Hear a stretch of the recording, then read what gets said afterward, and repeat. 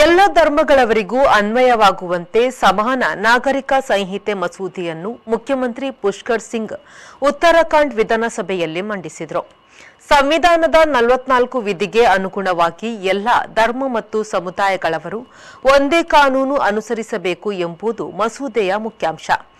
ಎಲ್ಲ ಧರ್ಮಗಳ ವೈಯಕ್ತಿಕ ಕಾನೂನು ಇದರೊಂದಿಗೆ ಅಂತ್ಯ ಎಂದು ಮಸೂದೆಯಲ್ಲಿ ಹೇಳಲಾಗಿದೆ. ಆದರೆ ಈ ಮಸೂದೆಯು ಸಮಾಲೋಚನೆಯ ಹಂತದಲ್ಲಿದೆ. ಕಾನೂನು ಆಯೋಗವು ಮಸೂದೆಯನ್ನು ಪರಿಶೀಲಿಸುತ್ತಿದೆ ಎಂದು ಒಕ್ಕೂಟ ಸರ್ಕಾರದ ಕಾನೂನು ಸಚಿವ ಅರ್ಜುನ್ ರಾಮ್ ಇದಕ್ಕೆ ಪ್ರತಿಕ್ರಿಯಿಸಿದ್ದಾರೆ. ಕಾಂಗ್ರೆಸ್ ಸದಸ್ಯರು ಈ ಮಸೂದೆಯು ಸಂವಿಧಾನದ 58ನೇ ವಿಧಿಗೆ ವಿರುದ್ಧವಾಗಿದೆ ಎಂದು ಕಾಂಗ್ರೆಸ್ ನಾಯಕ ಯಶ್ಪಾಲ್ ಆರ್ಯ ಹೇಳಿದ್ದಾರೆ. ಬಿಜೆಪಿಯವರು ಚರ್ಚಿಸದೆ ಮಸೂದೆ ಪಾಸು ಮಾಡಲು ನೋಡುತ್ತಿದ್ದಾರೆ.